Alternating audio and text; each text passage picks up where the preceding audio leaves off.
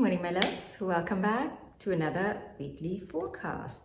So today we are talking about the week ahead, which is the week from May. Let me see. Oh, where is it? Here we go. May 13th to May 19th. Now, actually, it is quite a busy week. When I started looking at it, I was like, oh, not much going on. And then towards the end of the week, it's getting really busy. Now, let's start with Monday, as we do. Monday, the 13th of May. We have the once-a-year conjunction between the Sun and Uranus. As you know, the Sun is our guiding light. It guides the way. It's how we shine our light into the world. Now, Uranus is breaking through barriers. Uranus is helping us feel more free. And feeling more free doesn't necessarily mean that you are doing everything on your own, that you don't care about others, that you don't need others. That's not what that means. It means that you can be more of who you actually are. And that may be someone that wants to live in a community with a lot of people around, and that wants to take on a certain role and be a supportive part in the community. So when we have these two energies come together in a transit, then often something or someone pushes us in a way that we needed to be pushed in order to realign. You know, when you go to the osteopath and the osteopath takes you and readjusts you, right? This is that type of energy. Just imagine it, right? It's like it might be a little shock. You are like, oh, ooh. But then all of a sudden you're like, wow, I can move again. I can move in a way that I didn't think I could move. Oh my God, it feels so natural. Now that's that energy.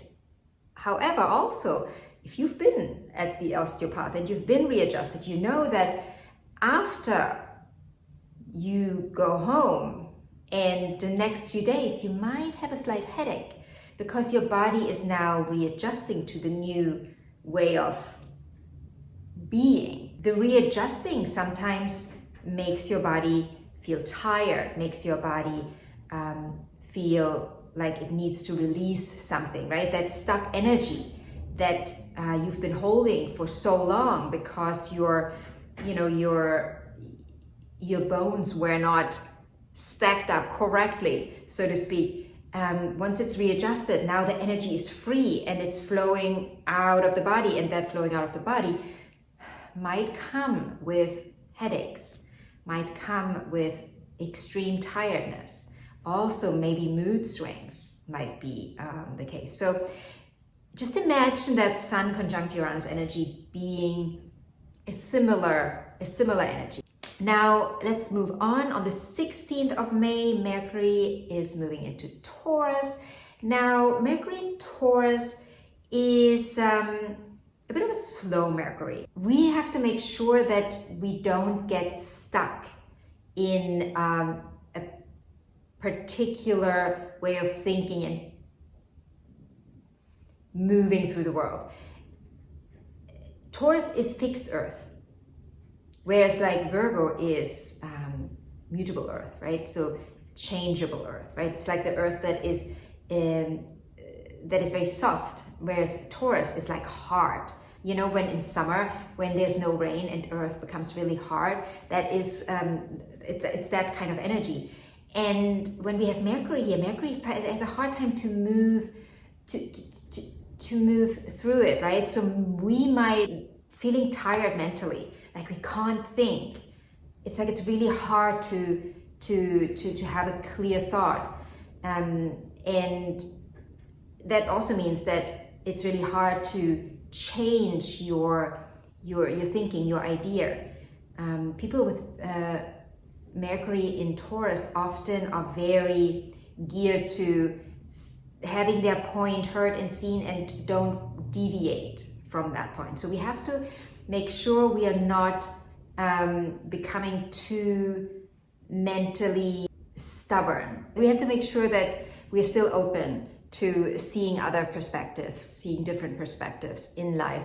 And when it comes to tiredness, what I would recommend during the time that Mercury is in Taurus, really reconnecting to nature, because that is a way of really getting that Mercury, giving that Mercury a bit of space, right? Because Mercury can feel really congested in this Taurus energy. It's generally not an energy that where Mercury is thriving in. Quite the contrary. Mercury just, doesn't really want to move or act in any way while it is in Taurus. So for the next 3 to 4 weeks, I would suggest that you take your daily walks really serious, and also keep your mind occupied with maybe reading. Now on the 17th, Mercury is squaring Pluto. It's very interesting because Pluto, as you know, is in Aquarius right now, and Mercury is in Taurus. So we are dealing with two fixed signs here, but one is fixed air and the other one is fixed earth. Two energies that are not really gelling. Now when Mercury is in an aspect that isn't really gelling with Pluto, we are having the mental, we really feel stressed mentally. Like mental stress is where this is a time where you really feel like you can't take it anymore. You might just explode and quit your job on the go because you cannot take it anymore. Or, you flip out on your children because you cannot take it anymore. Just the tension is so high and you have no release. That's why I said, take a time out, go and connect with nature. The woods, a forest, a meadow, the sea, a lake, a river, whatever is in your area, in your town, the park. Just make sure you use that time, because when you spend time in nature, you reconnect with yourself. Also, do not or try not to take any phones or any gadgets with you that could infuse more stimulation. That just will magnify the explosive tendencies. So this is really an energy where you also are asked to look at what isn't working in your life anymore. What isn't working anymore when it comes to the way you spend your day-to-day life, your actual physical life in your surrounding. What isn't working anymore? And also where are you still taking things, aka where are you still accepting things that are not good for you, that are not good for your mental well-being and your physical well-being. The mind-body connection is a really important one here. Where is your mind overstimulated and where is your body trying to absorb, all of it, and now it can't absorb anything anymore and it just wants to explode. Where do you have to shift and change things in your life so you can live just more aligned with your true core essence? Where you're taking on jobs and tasks that you shouldn't take on. Now, on the 18th of May, we forgot something.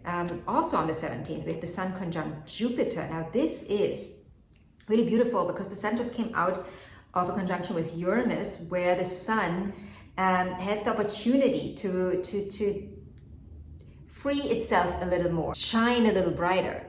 Now, when the Sun meets Jupiter, that light expands, right? That's just like the once a year conjunction where we really can expand that light within us. So yeah, it's a beautiful conjunction, and it is not a one-day occurrence. They actually move from 27th into 28th degree together. So this is an energy that is present really for the rest of the week. So really utilize this energy, you know, go and shine your light.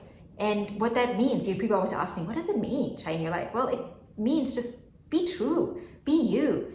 Don't hold back. Don't try to mold yourself into something or someone that you think other people want to see. Be yourself with all the beautiful flaws you have. Then on the 18th, we have Venus conjunct Uranus. So Venus is retrieving the sun's footsteps, so to speak.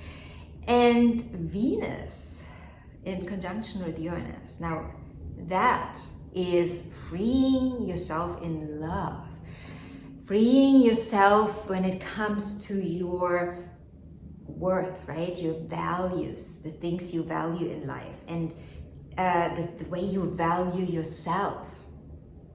That can be a little explosive sometimes. This might be a time where you're triggered by others and you're just done with it. You're just done with not living true to, you know, your core values. Also, this is a very feminine energy, right? Venus is our feminine side, our feminine essence. And when Uranus meets the feminine essence, it's almost like saying, okay, show me more of it, be more of it, get more out of it. Like you're, you know, you in your softness, you standing in your worth. Like this is an energy where you can integrate more of those flaws into something really valuable. But first we have to acknowledge it, right? We have to acknowledge it. And so we can integrate it in a way that actually serves us. And often this is an energy that will show up in relationships. So if you are in a romantic relationship, then this triggering can show up there, right? But it's here so you can be more yourself in that relationship. Now, last but not least, on the 19th of May, we have Mars conjunct the North Node. Always a favorite of mine, everything North Node, right? Because every time a personal planet meets the North Node, it is a chance for us to upgrade, right? To get a little closer to that North Node part of us. And when we talk about Mars, Mars is our drive, right? So Mars is really saying, okay, I'm ready. I want to go there. I want to go to the next level, whatever that next level is for you. What is that for you, right? Like we are in Aries right now. Mars is at home. Mars is like full on. Mars is like, okay, I'm ready to roll. Let's roll. And this is also an energy where we don't necessarily think too much, right? This is a let's just do it kind of energy, and then let's figure out the rest afterwards, right? Let's just do it. And of course, this can come with a few problems on the side when we don't think in life, when we just do. You know, sometimes that creates issues, especially when it relates to others in our life. But at the same time, sometimes this is the way to move forward, because maybe you've been so stuck and you've been mulling things over, and you just couldn't get anywhere. And now you're just like blaring it out, and now here it is, and now we have to deal with it. It's that kind of energy, but it's that, you know, it's like, okay, we gotta grow, we gotta move closer towards that North Node energy, that energy that helps us evolve in this life. That energy that probably was shown to you during the last eclipse. The eclipse we just had on the 8th of April. Whatever, you know, was going on in your life during that time, whatever showed up for you during that time, this is probably part of this. This is now Mars saying, okay, I do it now. So this might get a little volatile, and it might get maybe also a little, I don't want to say aggressive, but there are tendencies where conflict may arise in our lives. After all, this is Aries energy. This is heated. This is fire. And ready or not, you know, it's time to move ahead. Now, it's a very active week. It's a very busy week, I would say. A lot will unfold. I forgot to mention that also on the 13th, Saturn will sextile Venus, beautiful energy. If you've been following for a while, I love the positive aspects between Saturn and Venus, like the sextile, and specifically the sextile, because the sextile, other than the trine, is a very active energy. So this is like Saturn and Venus coming together and say, okay, let's work on this. Let's work on this together. Let's make this work. We both want to do this. How can we get this to work, right? It's really a productive energy. So I wanted to mention that because I think it's an important energy. It's an energy that you got to tap into, and it's not something that will just flow by itself, right? You gotta take action with this energy, and it's on the day of the Sun conjunct Uranus. So maybe there's like this freeing feeling that is arising within you, and then you're like, okay, let's do this together. Let's give this a chance. Let's work on this. Now, if you have any questions about this week, feel free to leave a comment in the comment section. If you want a personal reading, feel free to click on the link in the description box and book your reading. If you have a question about any of my readings, feel free to ask. You can ask directly in the comments here, or you can send me an email. Anything else, if you want to work with me one-on-one on a coaching basis, we can get together and have a little call to see what you need and how I can help you. And that's it. Have a beautiful week, and I will see you in the next video.